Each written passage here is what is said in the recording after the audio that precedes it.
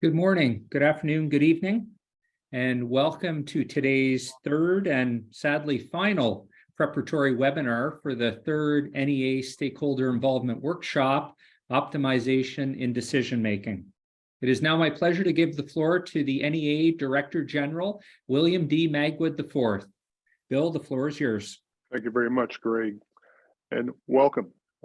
As Greg mentioned, this is the third and final of these preparatory webinars that we have been holding in anticipation of our very important optimization decision-making live event, in-person event that will be held in Paris during September 5 through 7 of this year. This is an event that we have been looking forward to for quite some time, and we appreciate everyone who's contributed to these webinars and the discussions that they have fostered to help us answer some very important questions and probe deeply into this whole concept of optimization. The point of this exercise is to develop a common framework for a more holistic and stakeholder-oriented or optimized decision-making process across the nuclear sector. That means an approach that includes the ability to reach out to stakeholders and bring them into the actual decision-making process, something which is becoming more and more common in the sector. Because this issue of optimization is rather complex and one that can be seen from many different perspectives, we've developed these webinars to try to sort through some of the key issues, and I think it's been a very successful exercise. The last webinar, for example, came out with some very interesting comments and some very thought-provoking conclusions.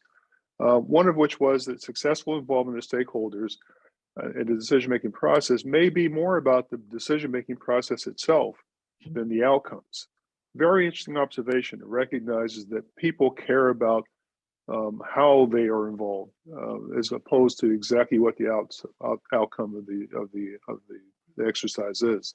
And that's very important to recognize. There also was a good discussion last time about cost-benefit analysis and how that plays in to the entire conversation.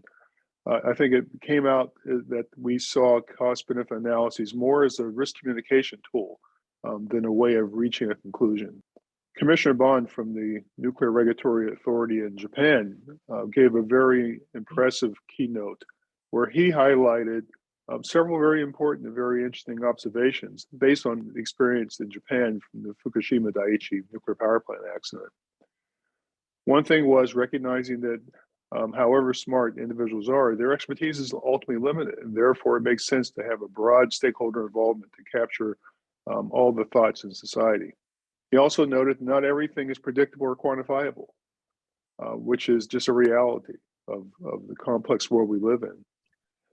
And a very important insight was the right decisions are not necessarily the most obvious ones, and I find that often to be true. The current webinar will focus on the transparent implementation of decisions. And this is something I think is often overlooked. It isn't simply a matter of reaching a good decision, but making sure that people understand how the decision is going forward. This often gets lost in the very busy work that we are all engaged in. There is a tendency to charge forward and implement without really communicating what's going on a day-to-day basis. We're going to talk about that today. Once the decision-making process is over and implementation begins, this is a chance to show stakeholders that the work that they put in, that the input that they provided, had tangible benefits and is actually being implemented. Creating a benchmark for this kind of assessment is a core objective for the main workshop in September, and we're looking forward to exploring this further. So once again, I want to thank everyone who's participated in these webinars and discussions to help us formulate the path forward.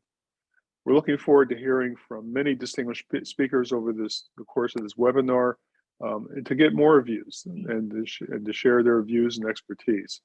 I really hope that all of you find this final webinar to be interesting and thought-provoking. And most importantly, I hope all of you are able to join us in September when we meet to really bring this concept of optimization home and to try to find a common language that can be used around the world. So let's go on with the webinar, and therefore I hand the floor back to Greg, and we'll get started with today's discussion. Greg, the floor is yours. Thank you very much, DG Magwood, for those words. I think you've set us off on a really nice course for this third webinar. It now gives me great pleasure to hand the floor over to Madame Christine Noivelle, who is the president of the High Committee for Transparency and Information on Nuclear Safety here in France. Madame Noivelle, vous avez la parole. Merci, thank you, and good afternoon, everybody. Thank you very much for this invitation, and congratulations on this initiative by the NEA to think about how we can make shared decisions on nuclear matters. It's, of course, a very crucial question, especially at a time when my country, France, has a political project, to relaunch the construction of nuclear reactors. In that kind of context, particularly, it seems to me that it's more important than ever to consider how to optimize decision-making, how it can be as inclusive, as debated, and at the end of the day, as legitimate as possible. What I would like to mention in these brief opening remarks is the action that is carried out by the committee that I chair here in Paris, with the aim precisely of reaching more open and optimized decisions. The committee in question is the High Committee for Transparency and Information on Nuclear Safety and Security. And I will mention the practical actions we have in this arena, especially concerning the lifetime extension of our oldest reactors here in France. But first, a few words to briefly present the High Committee, as I suppose not everyone here knows what it is about. It's a body that was created by the law, set up in 2008, so 15 years ago, and set up as an independent body. Its mission is to ensure that information on nuclear safety and security is as transparent as possible and that citizens have their say in this area. The committee can take up any question in this field, either on request or on its own initiative.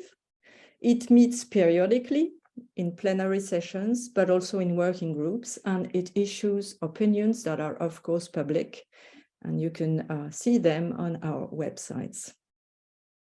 What makes the High Committee interesting and quite strong, in my view, is its independence, of course, but also the fact that its composition is very diversified. It's composed of representatives of nuclear industrials, of our Nuclear Safety Authority, of IRSN, which is our French expert body for radiation protection and nuclear safety. It's also composed of environmental protection associations, trade unions, representatives of government departments, as well as members of parliament, local information commissions, and qualified personalities. So you can see that this composition is very diversified, and at the end of the day, it allows a real open and contradictory debate between members who can question each other and even put pressure on each other if necessary. What is the exact status of stress corrosion in French nuclear plants? How long before the pools are full? What about the new storage facilities projects and many other very cash questions like these ones? More generally, because this body is, as you see, very pluralist, it makes it possible to make proposals on what should be done to improve transparency and participation. For example, we are closely monitoring the CIGEO project, probably you heard about it, which is the French deep disposal facility for highly radioactive long-lived waste. So we closely follow the project to ensure that the stakeholders and the public have all the elements and the capacity to discuss its implementation. Similarly, the High Committee also makes proposals on the evolution of the French regulations concerning nuclear safety and security. For example, you should know that we were asked a few years ago by a parliamentary office to consider the question of very low-level radioactive waste, more specifically to give our opinion on a possible change in French regulation on this issue. Should it continue to be treated as radioactive waste, or could it be recycled and enter conventional channels, as is the case in most other countries, as you probably know? We gave an opinion in favor of an evolution, and the opinion was followed by the French government, which ultimately issued a decree. And this legal evolution, I think, was considered to be shared by all because it had been widely debated in a very pluralist and contradictory manner. So in short, as you can see, the High Committee is an arena that informs and accompanies public decisions with the idea that transparency and open debate are key conditions of legitimacy. So now, it's precisely with this in mind that the High Committee organized a consultation on the issue I mentioned earlier, namely the lifetime extension of our oldest power plants. As you know, our French nuclear fleet includes 900 megawatt reactors that were constructed in the early 80s and that now reach 40 years of operation. Legally, it's possible to continue their operation as long as our National Safety Authority gives its authorization after having, of course, examined in depth the safety of the installations. But at the High Committee, we all considered that at this age of 40 years, it was impossible for the public and the stakeholders not to be consulted on this point before any investigation and examination procedure.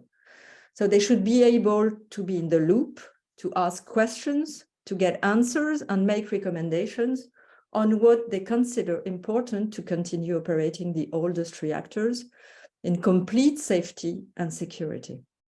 This is precisely why we organized the consultation I was mentioning. It was in 2019, and despite the technicity of the issue, many people participated and many points were raised on the aging of the pipes, on the impact of climate change, on ultimate diesel generators, and so on and so forth. EDF, which is, as you know, that exploits our nuclear plants here in France, the Nuclear Safety Authority and ERSN experts were invited to answer all these questions and then to clarify how they had taken them into account or not in their expert assessments and in their decisions concerning lifetime extension. They were invited to say precisely, this is what was taken into account and how, and this is what was not taken into account and why. And several times a year, they all report publicly to the High Committee on exactly how far they have got in taking these issues into account. And at the end of the day, it is an exercise that everyone agrees is very fruitful in the sense that it is based on a shared and open approach, as you can see. So much so that we are preparing to repeat the same exercise for our 1,300 megawatt reactors, which are also reaching their 40th year. Once again, this approach is to me crucial.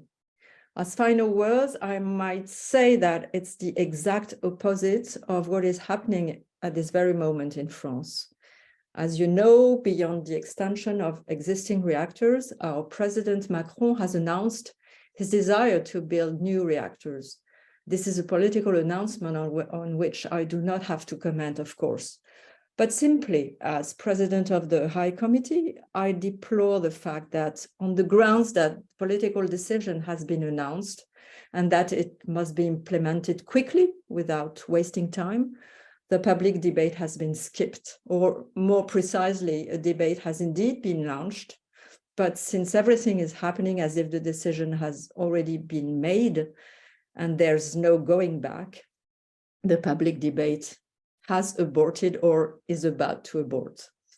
What we have here with this decision-making process seems to me to be the exact opposite of an inclusive and robust approach.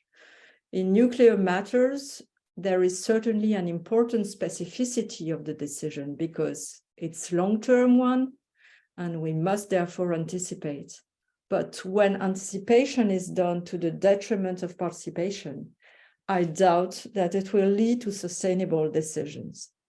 Thank you very much.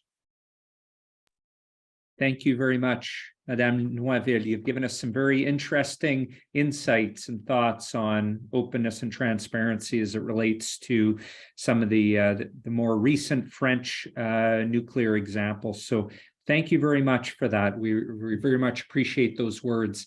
I'll be next handing the floor to Haiti Tadros. Many of you know Haiti is the chair of the workshop program committee for the third stakeholder involvement workshop, and she's also the Director General, the Directorate of Environmental and Radiation Protection and Assessment at the Canadian Nuclear Safety Commission. Haiti, the floor is yours. Thank you very much, Greg, and good morning, good afternoon, and good evening, everyone. It is my honor to be here with you today to participate in this third preparatory webinar.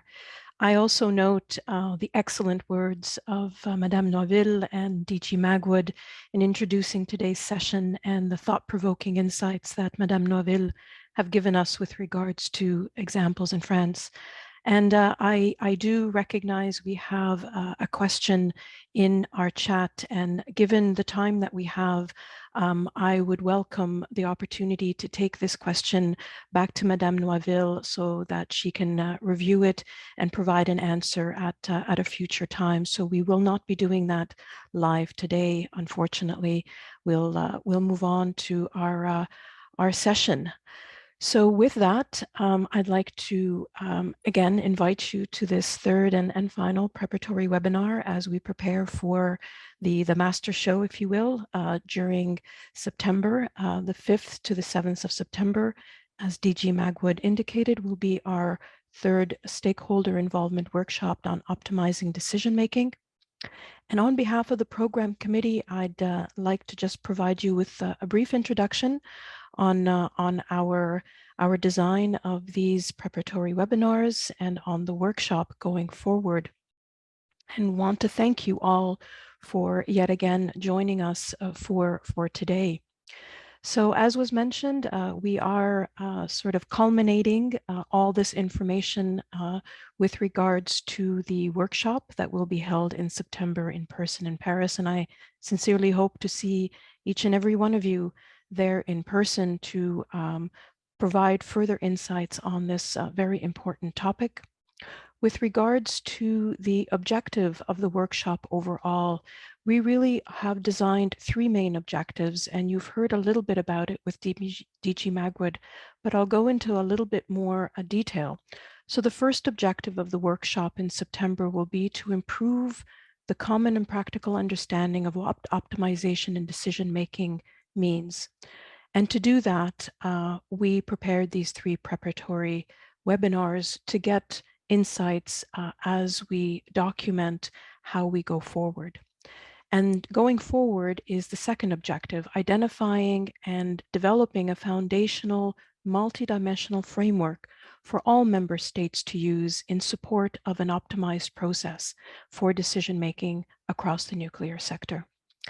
And then for us to achieve objectives 1 and 2, we are supporting inclusive stakeholder involvement in this workshop, notably civil society groups, and identifying tools and approaches that are supportive to them to optimize, finally, the decision-making using qualitative and quantitative elements across the nuclear sector. So to do so, the word optimization is used quite a lot, and what you have participated in the last two workshops, hopefully, and in today's, is the format for which we are trying to break the decision-making process into three sort of phases. The first phase that we tackled on the 14th of December of last year was how do we scope and formulate problems prior to getting into making decisions. So that looked at what kind of stakeholders do we need to participate with, what factors are they needing to participate in and know before they get involved in the decision. The second workshop was held this year on the 18th of January and looked at the second phase of decision-making, which was throughout the decision-making process itself, how do we balance competing aspects? How do we look at different interests? How do we identify areas of commonalities and areas of differences? And then today's final workshop will look at more of a hindsight view, as they say, hindsight being 2020. If we had to make the decision again, post-assess the decision, what would that look like? Have we been inclusive? And if not, what do we need to do to make it different? So these three phases of decision-making have already, from the first and the second webinar, provided excellent insights as to how to bring that together. And the uniqueness of these webinars and the workshop in whole is that we have opened up the conversation to various stakeholders. We are including stakeholders from civil society organizations, from industry, from academia, government institutions, and international organizations across the board that have various lessons and various examples to share in this area. So it is quite comprehensive, quite broad, and has been very insightful, as you've heard from DG Magwood, with regards to the webinars themselves, and I have no doubt with regards to the workshop that we will have.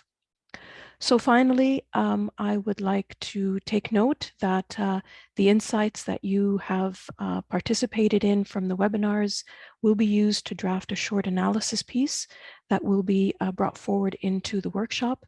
The recordings of all the webinars are made available on the NEA website. The first two are already up. So if you've missed it, please go online and check it out. And then finally, with regards to today's workshop, we will be focused on the third phase, as was mentioned, the post-analysis of decision-making and the lessons learned from what examples we have. So I wish you all a very insightful webinar, and on behalf of the program committee, thank you very much for joining in.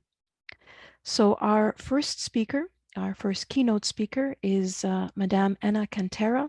She is a policy analyst at the Public Communication and Civic Space Unit at the OECD Public Governance. And Madame Cantera will share with us insights with regards to the OECD guidelines for citizen participation processes. Madame Cantera, the floor is yours. Thank you. Thank you so much for inviting us. Thank you, Mr. Stato, for giving me the floor. For us, it's an absolute pleasure to be here today. This is the first time that we're speaking to a specialized agency on a specialized topic. So for us, it's really important to be able to show the guidelines for citizens participation. I'm Emma Cantera. I'm a policy analyst in charge of transparency and access to information in the Public Governance Directorate.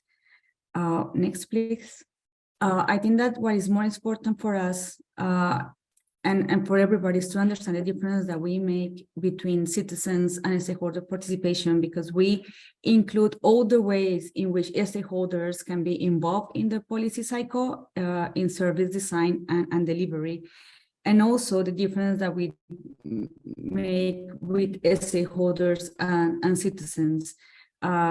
We understand that they are not mutually exclusive and that both groups can enrich public decisions, project policies, and services, and therefore they need to be included in the process. Next, please. Something else that we highlight a lot when we do our presentation and when we talk with public officials and with citizens, NGO, stakeholders, is the difference that we make about the different steps of participation. We divide participation into three different, let's say, levels, from the most basic one, which is information, that is just one-way relationship between government and citizens and stakeholders. So basically, government produces and delivers the information. The second way that we see participation is the way on consultation, which is a level that is a little bit more advanced. It entails a two-way relationship in which citizens and stakeholders, they provide feedback to the government and vice versa. But we have then the third level of participation, which is engagement, and it's the one in which citizens and stakeholders are given the opportunity and the resources to collaborate. This is the most important word, is to collaborate during all the phases of the policy cycles and the service design and delivery. It acknowledges an equal standing for citizens and stakeholders vis-a-vis the government or the public authorities, but we also understand that the responsibility for the final decision or the policy formulation in many cases rests with public authorities. But the idea with engagement is that you will face or you will co-produce the decision, you will co-produce the policy, you will co-produce the law, or you will co-produce the service to be delivered. Why it's important to involve citizens, and I know that you all know this because that's the reason why you're here, but I think that it's important to remind ourselves why it's so important for citizens' participation and stakeholders' participation in policymaking. First, participation is good for democracy. It leads to better and more democratic policymaking, which becomes more transparent, inclusive, legitimate, and accountable, as was mentioned by Madame Nobel. It also enhances trust in public institutions. It enhances trust in government that today, unfortunately, the level of trust in a lot of countries is low, and it has been low for many years. Also, participation can help public authorities to solve problems and to address a specific situation because they will have access to a diversity of perspective that they will not have access to it if they don't have a participatory process. It can also help public authorities to take better decisions and provide citizens with services that respond specifically to their needs. They will have the way to gather information, data, public opinion, tap into collective intelligence to co-create solution, collect feedback on the proposed solution, and adapt or design their public policies or services depending if this is actually responding or not to the citizens' needs. Also, participation is good for inclusion and diversity. It can make governance and decision-making more inclusive because it's opening the door to a more representative groups of people, including the voice of what we call the silent majority, minority groups that are not normally taken into account. And also, and finally, participation is good for policies, services, and projects because the quality of all of this, it has been proved that it's improved with the participation of citizens, their opinion, their point of view, and their information. Last, participation is also good for legitimacy and facilitates the implementation of the decision. When citizens are involved in the decision-making process, public understanding of the outcome is more important, which is actually enhances his uptakes later. However, next please. Not everybody, not everybody actually believe that citizens or stakeholders needs to be taken into account. There's a lot of myths regarding their participation. A lot of people that have a little bit of resistance to the participation will say citizens are not capable of understanding the complexity of a project. Citizens do not have the knowledge. Citizens are unreliable because they cannot commit fully to the participation process or to the length of the participation process. Citizens will develop either a wish list or a list of grievances instead of actually providing solutions to the problem that we may have. This is sometimes true, but this also responds sometimes to the way that the participatory process is being designed. Next, please. This is why we develop these 10 steps to plan and implement a citizen participation process. Some of this has been already carried out during the first workshops, like identification of the problem or the problem identification, but I will quickly present the 10 steps that we included in the guidelines. The first one that was already mentioned is identifying the problem to solve and the moment in which the participation is required. Citizens' participation processes should be organized only when there is room for minimum citizens' participation in the decision-making process. If a participation process is initiated by a public authority, but it doesn't lead to a meaningful contribution to policymaking or lack of substance, time, or other resources to be well implemented, the result that this will get is that they will risk of disappointed citizens and compromising the trust on the system, on the processes, and on the government. Also, that is extremely important is deciding at which level of the participation of the policy cycle citizens and who kind of what time citizens or stakeholders are going to be included, because you may not need the same type of stakeholders at the different levels of the policy making process. This is connected to the second part, because once you have figured out the problem, once you have figured out at which level, at which part do you want to involve them, then it's essential to have a clear understanding of the outcomes or results of the process. You need to understand, what do you want from citizens? Do you want opinions? Do you want informed recommendation? Do you want feedback, for example? This will enable clarification about what you want from citizens, so they will be more open to discuss and to participate in the process. And this will help you to define step number 3, which is the right public to be involved, and to choose the right participation method, which is step 4. As I said, in step 3, we need to identify who is the right participants to be part of the process. Are we talking about citizens in general? Are we talking about a representative community? Are we talking about someone that lives in a specific area? Are we talking about citizens, as we define citizens? Are we talking about the stakeholders, NGO, unions, universities? Who do we want to involve that will represent the diverse backgrounds to get the outcome that we want? And then second, we need to define on the strategy to invite these participants, or to recruit the participants in the participatory process. It can be an open call, it can be a closed call, or it can be a civic lottery. 4 is to choose the participation method.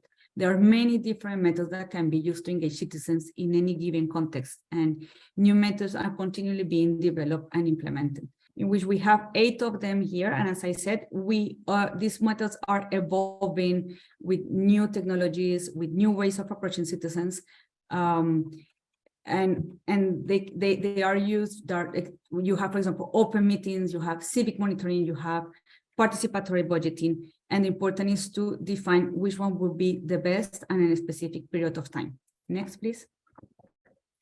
Once you have done this, it's important to define the digital tools that can allow citizens and stakeholders to interact and submit their inputs in different ways.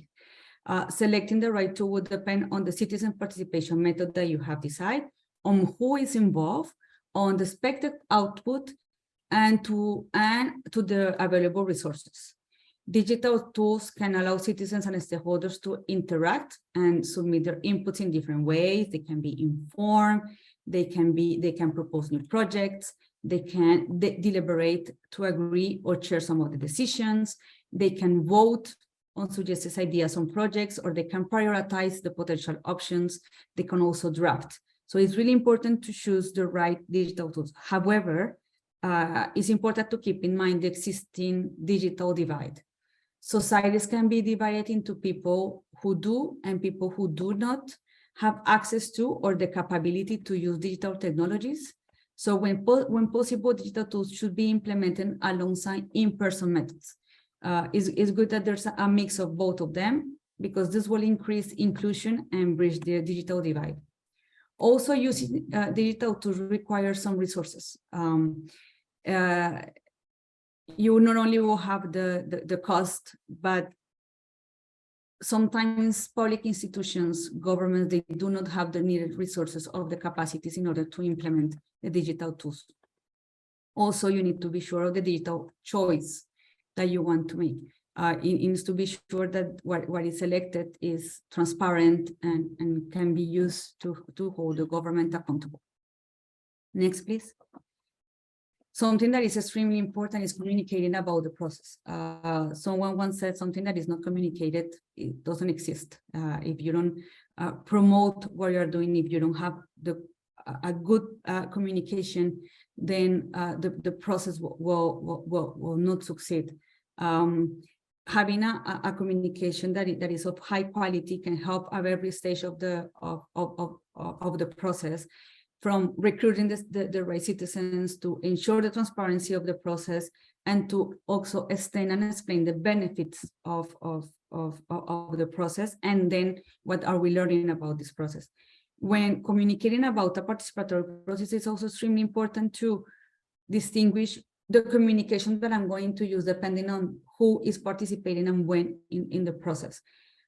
Most of the time, we recognize the need of preparing a communication strategy that is defined before the participation process, so that it's proactive and not reactive, because this will accompany each of the steps better than if I just react to something that is just right there, because you need to be able to know what to do and when to do and what to communicate to who and how.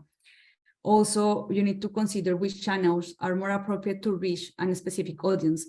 As we said, it's participatory processes are inclusive, but if you don't know how to reach each of your individual group of people, then the process is at the end not as inclusive as you wanted it to be.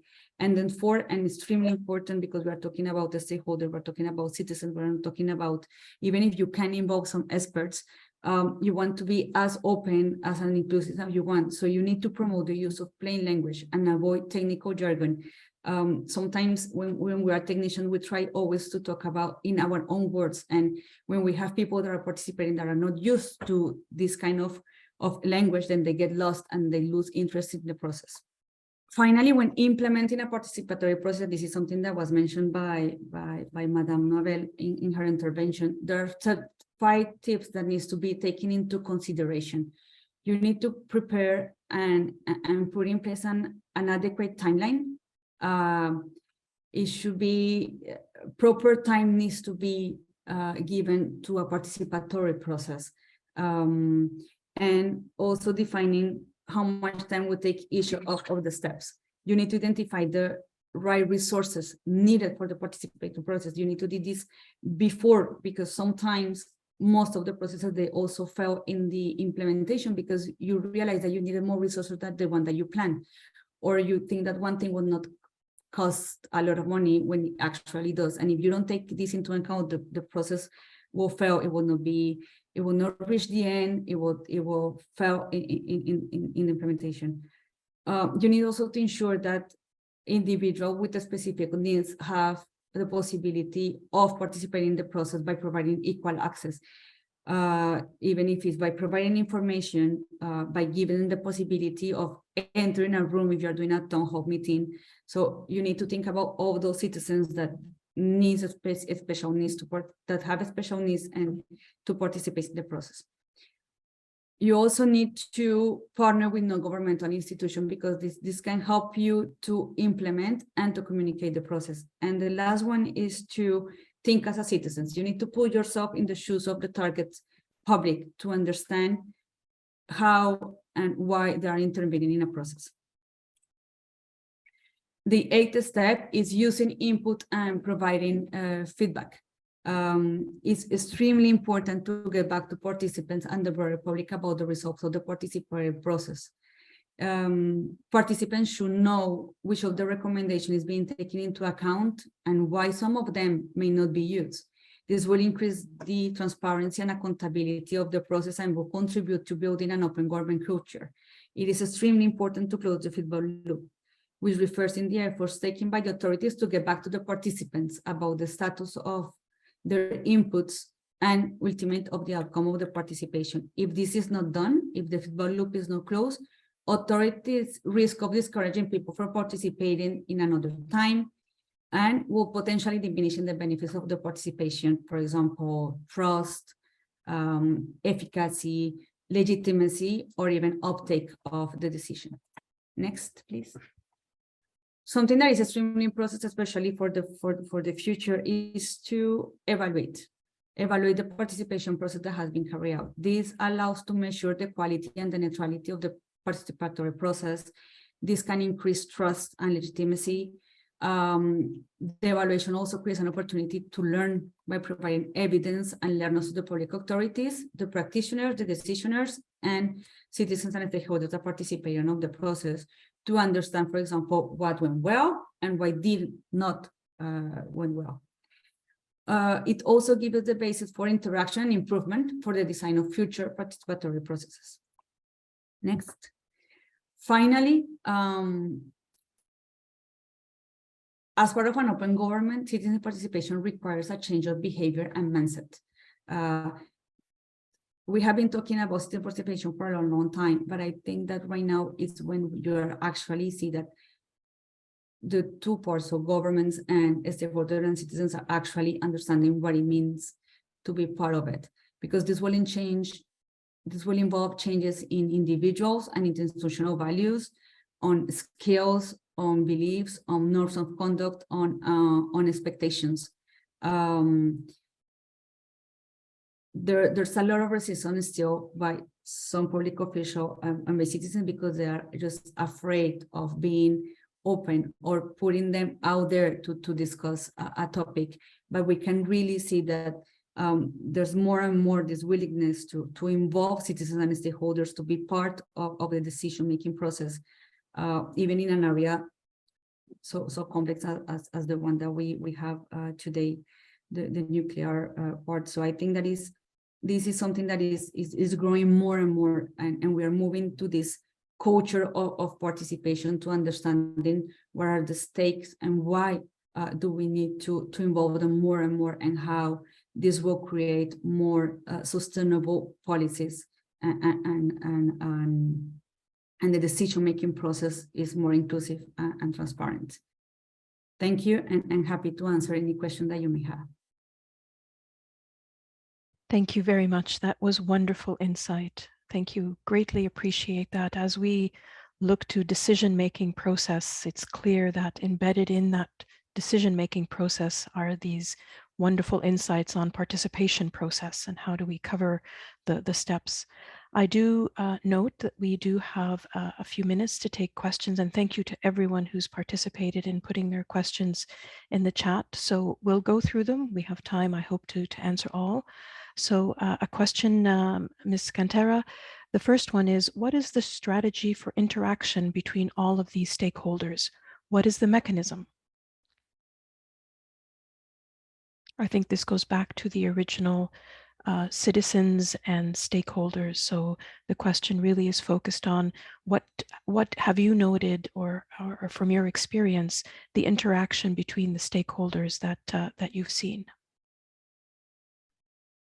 So as I mentioned, is being open more and more. At the beginning, when we start working on citizen and stakeholder participation, the reaction that we used to have from the government official were like, why do we need to involve them? We were elected, so we have the legitimacy to make the decisions for them as they chose us. So they gave us all the legitimacy to do that.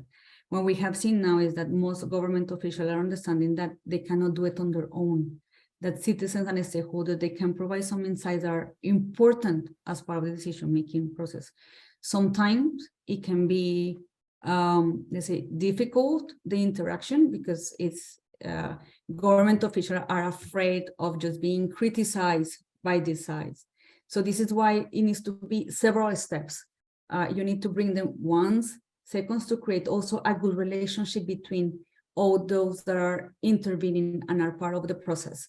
If you just do one meeting in which everybody will come and will talk, then it's not as productive as if you create this type of relationship. And this relationship is being created more and more with the time. But for this, you need to design the process that have a proper timeline. If you just create something today because the decision needs to be taken in 3 days, then you're just doing something just to check the box. And citizens and stakeholders realize that they can be used just to check the box. So you need to be sure that you create something in which you will have several steps of interaction.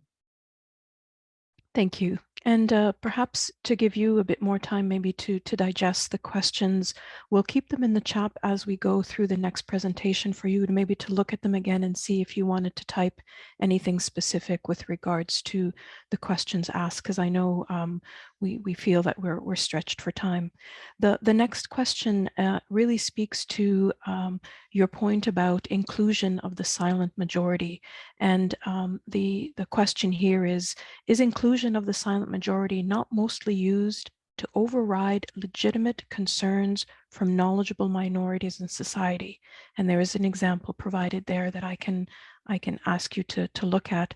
So really the perspective of when we say there's a silent majority, is there an underlying attempt to override legitimate concerns from knowledgeable minorities in society? I'm not sure if you can answer that one, but I think it is an interesting perspective there.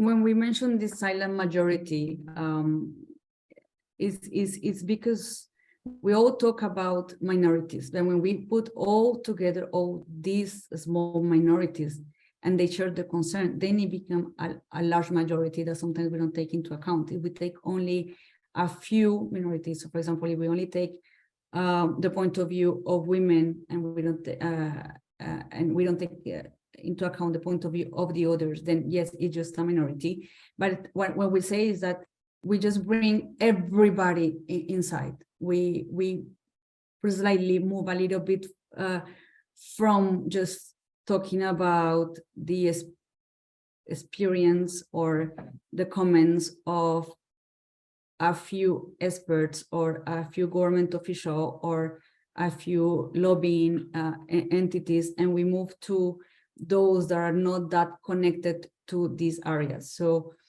that's why we use this silent majority in order to bring everybody on board.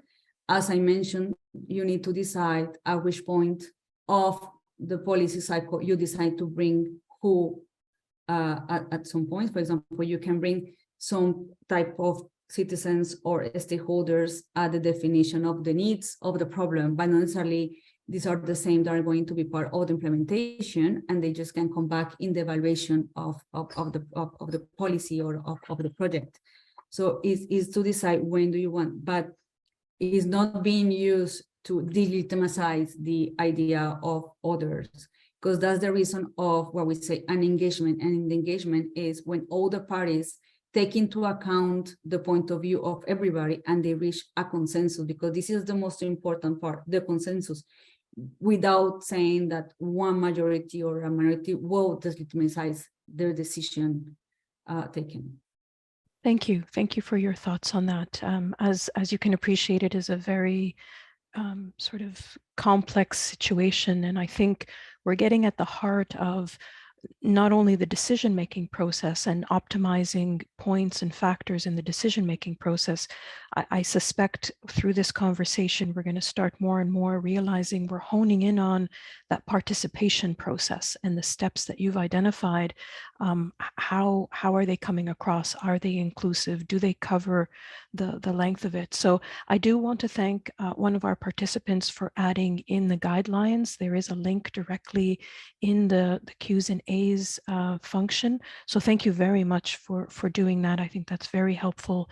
And please, Ms. Cantera, I'd like to once again thank you for a wonderful presentation, very thought-provoking. There are several other questions that unfortunately for time we will not be able to get to, but please take the opportunity to go in and read them and maybe type your answers so that we can provide answers to our colleagues who have provided some thoughts and some questions on your presentation. Thank you very much. Have a wonderful day. Thank you. So with that, I'd like to introduce our next presenter. This presentation will cover a situational example. Again, Emma Barnes, she is with us here. She is Acting Assistant Director of the Health Physics Measurements, Radiation Health Services Branch at the Australian Radiation Protection and Nuclear Society Safety Agency. Ms. Barnes will share her insights from the remediation experience at the Maralinga test site. Please, Emma, the floor is yours. Okay, thank you. Hello, everybody, and I'd just like to extend my thanks for being invited to share our experience with the remediation that took place at Maralinga following the tests that took place there in the 50s and 60s.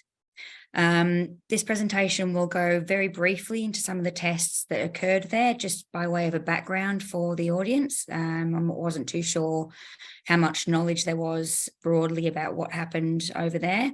And then probably the remaining two-thirds of the presentation will go into the actual stakeholder engagement that occurred during the rehabilitation.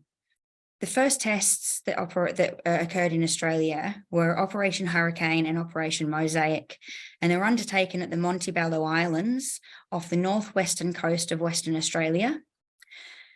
The first British atomic tests was undertaken under Operation Hurricane, and it used the UK used a HMS Plym River-class frigate as a detonation platform, and it was to simulate the effects of a nuclear weapon being smuggled into a British port aboard a ship. The three tests that were undertaken under these two operations were the surface water blast and also a tower blasts. The second test that occurred under Operation Mosaic actually included the highest yield test ever conducted in Australia of 60 kilotons. However, it's believed that the yield could have been 50% larger than what was reported at around about 92 kilotons. Next slide, please. Following the Montebello tests, the British government moved to mainland Australia to a place called Emu Field, which is located in South Australia. These tests were designed to determine the acceptable limit of plutonium-240 within a nuclear weapon. And there were two major tests.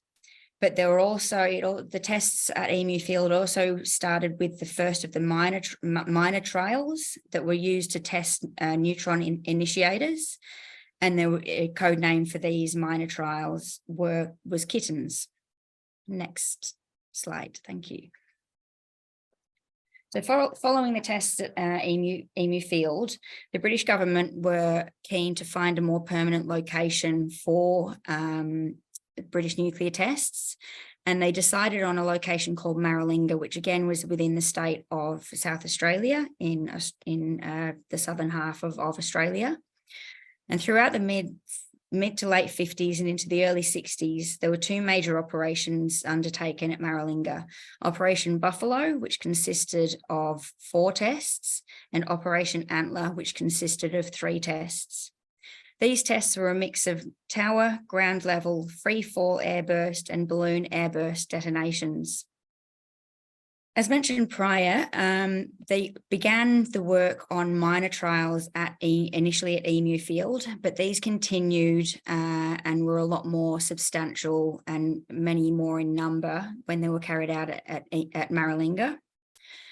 These minor trials were developmental experiments, and they were investigating the performance of various components of a nuclear device. The majority of these tests involved radioactive materials in conjunction with conventional high explosives and can cause significant contamination of the area. The tests undertaken at the Vixen trials, particularly Vixen B, were potentially the most dangerous due to the high amount of explosives and plutonium used.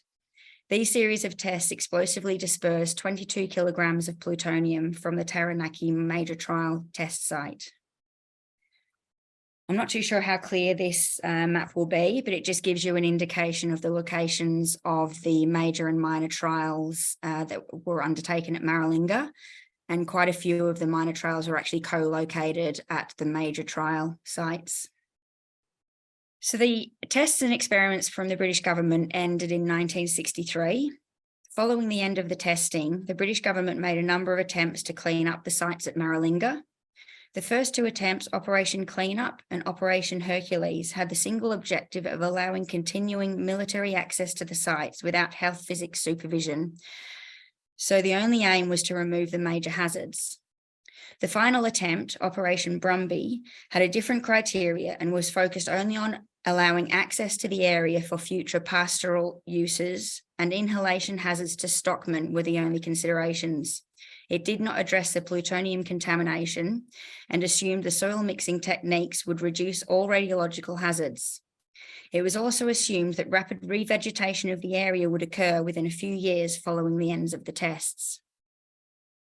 The actual criteria for the Operation Brumby cleanup is shown on that on the slide, and it was detailed in a report known as the Pierce Report that was published in 1968. So after the British left Maralinga following the completion of Operation Brumby, the Australian government accepted the area had been sufficiently cleaned up without any verification assessments undertaken by the Australian government.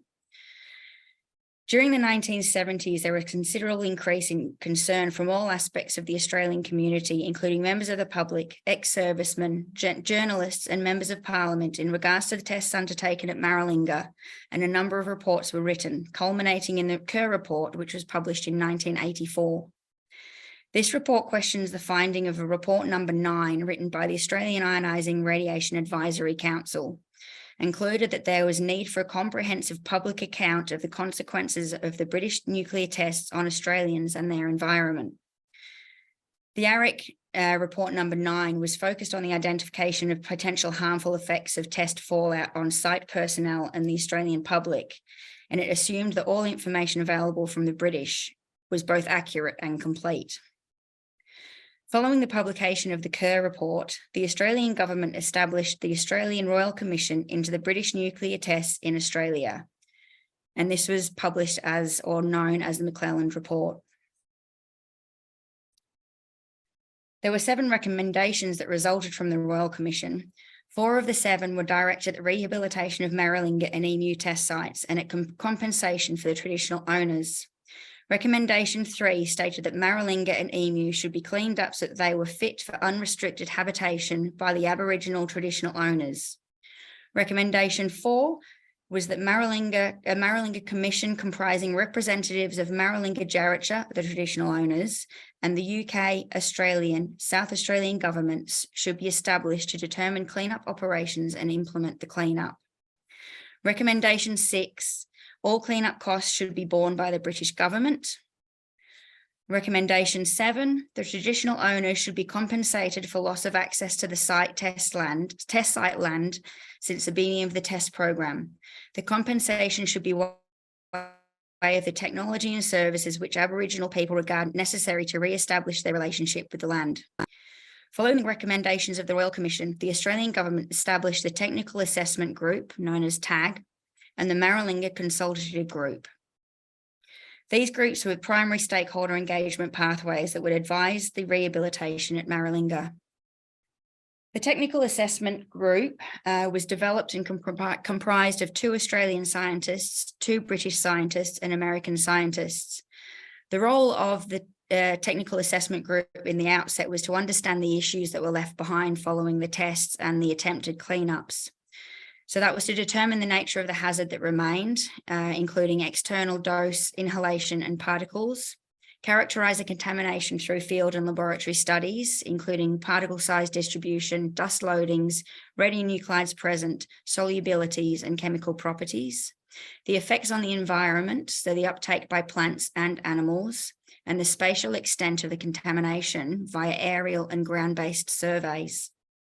The Technical Assessment Group undertook a number of aerial surveys in 1987 to try and determine the levels of americium-241, cesium-137, cobalt-60, and uranium-238 contamination. The image there just to the right of the screen shows the an aerial survey of americium contamination from the major trial site at Taranaki. So understanding the issue was the main role of the assessment group, and once that was understood, they were required to propose cleanup options and the costs for such a cleanup at Maralinga. The Maralinga Consultation Group was established to enable the involvement of the local community and traditional landowners to develop the remediation reference level and the extent of remediation that should be undertaken at Maralinga. Open and frank communication using non-technical but clearly understood language was used to ensure all the traditional owners fully understood the concepts and the aim of what the rehabilitation project would entail. Lifestyle studies were also very important to inform the modelling of exposure scenarios, and this had to take into account the traditional lifestyles of the Maralinga-Jarrattja community. To understand the expectations of the local community for future rehabilitation actions, it enabled ongoing feedback from interested parties on the details of the remediation and the rehabilitation, and ongoing consultation prior to, during, and following the remedial actions. The Maralinga remediation criteria was established following extensive consultation with the Maralinga-Jarrattja community to fully understand lifestyle and culture within the criteria considerations. Local community placed higher importance on the impact of a very dusty environment for children at play, adult hunting, and recreation pursuits in sleeping and cooking quarters rather than for the consumption of bush tucker. The criteria was set at 5 millisieverts per year based on the risk of acquiring a fatal cancer following uptake of contamination. This likelihood should not exceed 1 in 10,000 by the 50th year. Inhalation of plutonium was the major hazard remaining at Maralinga. Soil removal was required in the most contaminated areas, for example, Taranaki and the TM 100 and 101 and WEWAC sites. Dust raising and particle sizing studies showed that an expected annual dose by inhalation for 100% occupancy to the critical group would not exceed 5 millisieverts per year. But if the soil activity was below 3 kilobecquerels per meter cubed of americium-241, averaged over 3 kilometers squared. There was a substantial discussion with the Maralinga-Jarrattja community to ensure that they were happy with the rehabilitation process that was put forward, and to ensure that they agreed on what was going to be undertaken to remediate the area on their lands.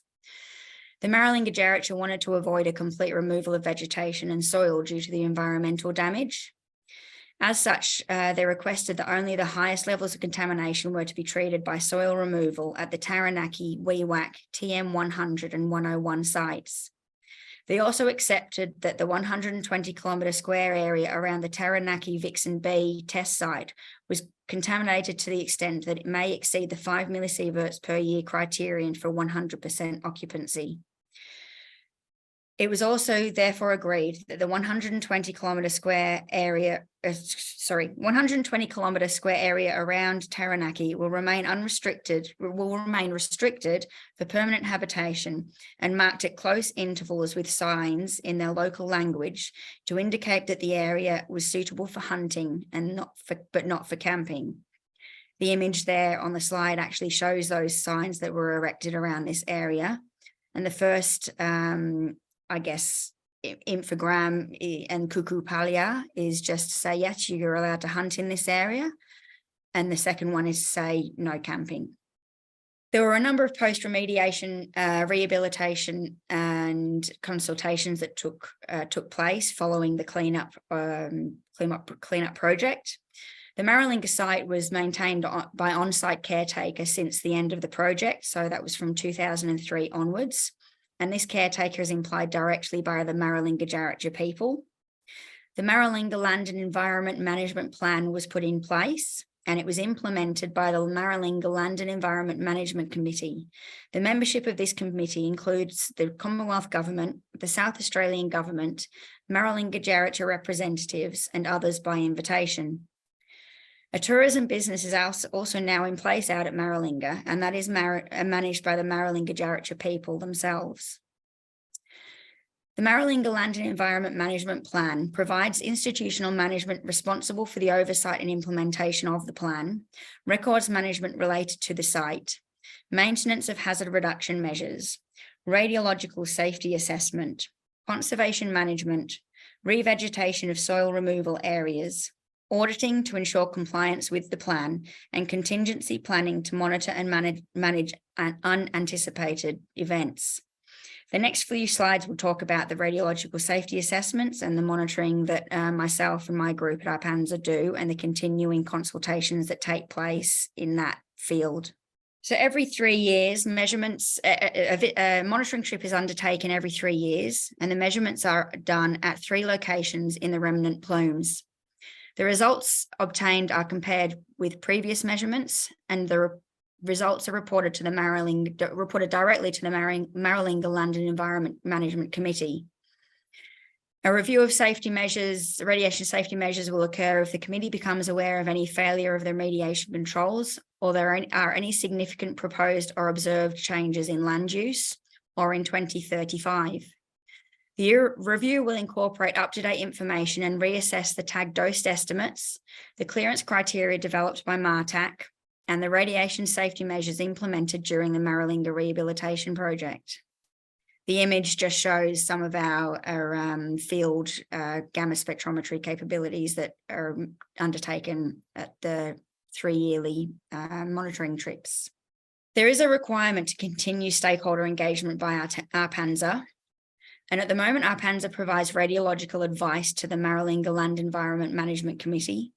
It attends the committee meetings by invitation from the Maralinga Jarratja and the department responsible for the Maralinga site. We undertake radiation monitoring every 3 years as determined by the Maralinga Land Environment Management Plan, and provides additional input to the committee meetings as required.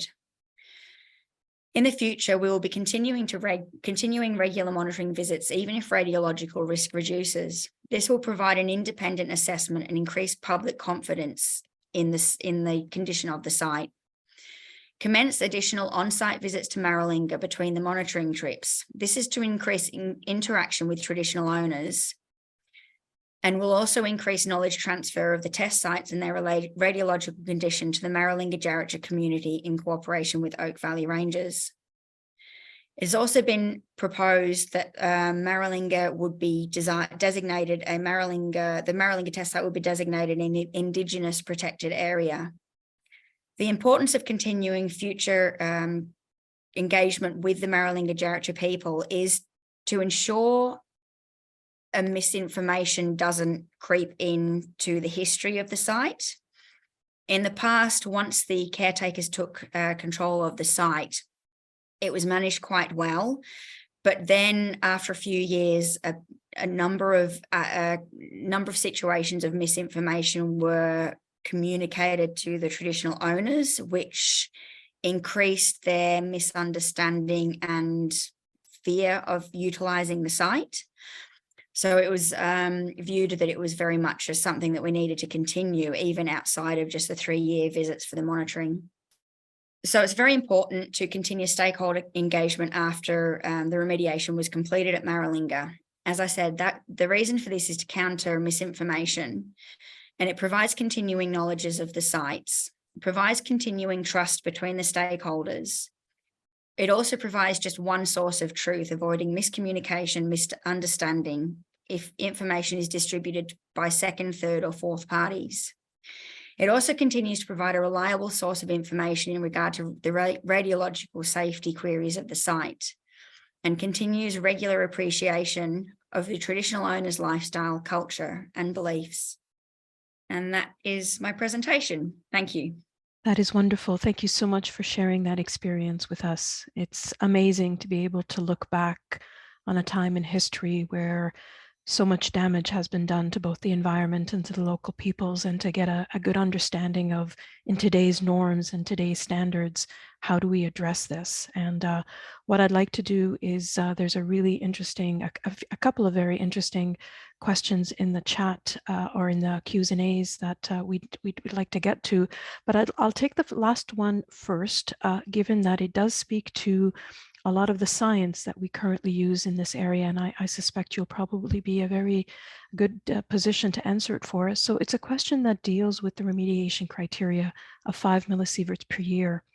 And the question is really, is that still, it seems that it's still relatively high. Why not 1 millisievert per year as normally used by the ICRP for long-term exposure to the general public? Is that an indication? So that's the first part of the question. The second part of the question is, in your view, is that an indication that the Maralinga Tartua people, please correct me if I did not get that right, did not get so much power in the process as needed to get to the international standard implemented? So back when the criteria was established, it was back in the now then, it was well before my time. It was back in the late 1990s. And the 5 millisieverts per year was realized that that was a much higher level than what the general public exposure limit was. But it was used as very much an abundance of caution more than anything. And in that sense, it was to provide that additional layer of, I guess, security to the Maralinga-Jarratja people, that we were doing everything in our power to make sure that we were not exposing their local communities within the old test sites. It has been something that's been talked about before, whether the criteria for that should be reduced to the 1 millisievert per year. And I think in regards to the monitoring that is undertaken 3 yearly, that is what is included in the reports that we submit. And it has been discussed whether that official remediation criteria should be reduced to reflect the public dose limit now. But I think it's still a little bit under discussion between the Maralinga-Jarratja, what they would wish to prefer, and the other members of the Maralinga Land Environment Committee. Thank you for that. Very, very interesting. I think it brings to bear some of the conversations that are happening around environmental justice, but also on the science side, when you look at sort of the health effects, and when you have an opportunity to monitor and pursue generations after generations, what the science tells us. So thank you for that. I will go back to a question by our colleague Terry on there with regards to experts. How do the experts get the competencies to interact with the consultation group? Did you involve specialists in the dialogue? So this is again the science, plain language speak with the Indigenous communities. I know the main spokespeople from the technical assessment group visited the Maralinga-Jarratja community at their Oak Valley, which is the closest outstation to the Maralinga test sites now. They visited them on a regular basis to update them on the process, what they're looking at. It was done in very much their own language where possible, and in very, very simple, easy to understand language. Again, this happened back in the 1990s, but I know reading all the reports, so the MARTAC report, which was the final written report following the rehabilitation that explains it, there was a lot of information in that to state that the technical advisory group did consult directly with the Maralinga-Jarratja consultative group on a number of occasions to make sure that they were happy with the process and they understood what was happening. And it was also very much their buy-in that helped advise the technical advisory group on the way they should be looking at the risks. Absolutely. It's always an area that needs more work in terms of the communications and the understanding. The next question really is just an understanding and to frame the understanding of what you've presented from one of our colleagues, Simon Carroll. And thank you for the presentation. From his perspective, it seems from your slides that the expertise needed for the remediation was on top of the traditional owners rather than being imposed on the traditional owners. Is that a fair assessment or a fair reading of the presentation that you gave? Very much so. So the technical advisory group sent out and did the work required to understand what the problem was. And then that was taken and they came up with a number of different cleanup options that would be, and there were a number that came up. And all of these options were actually brought to the Maralinga consultative group to let the local community know what the options are. And it was very much their preferred option that was followed. So they very much indicated that, okay, we're happy to have this particularly high area cleared, but we don't want the whole area taken out because it would cause too much environmental and cultural damage. There are a number of sacred sites within that test site area as well that could have been impacted if it was very much a heavy-handed approach to the remediation. It was therefore a compromise that they were happy with, that we would just clear out the worst contaminated areas and provide that restricted area for those higher area sites now. Mm-hmm. Excellent. Thank you. Thank you very much for that. We do have time for one more question. I don't see a question in the Q's and A's. I did have a question with regards to the Maralinga consultation group. I was just wondering if you can share how the group was selected. Was it a nomination process? Was it an engagement process with the local groups to find out what their needs were? Were you looking for people with traditional knowledge or traditional experience? Sort of maybe thoughts on that, please. Again, from what I've read and what I understand, the people that were included in that group were potentially the Maralinga Djaritja elders. Mm-hmm. The Maralinga Djaritja also had their own legal representations within that. Mm-hmm. And it was the elders and the emerging leaders that were included in that to try and help the knowledge management and the knowledge transfer continue through the different generations. So yeah, there were more the elders that were part of that group, and they fed back the outcome of meetings from that group to the wider community. Perfect. Thank you so much. I think similar to Canada, Australia and Canada share a lot of the common interests and recognition and reconciliation with the Indigenous nations and communities that are in the country, and to think back about all of the different policy issues that have been implemented in absence of their voice is quite important at this point.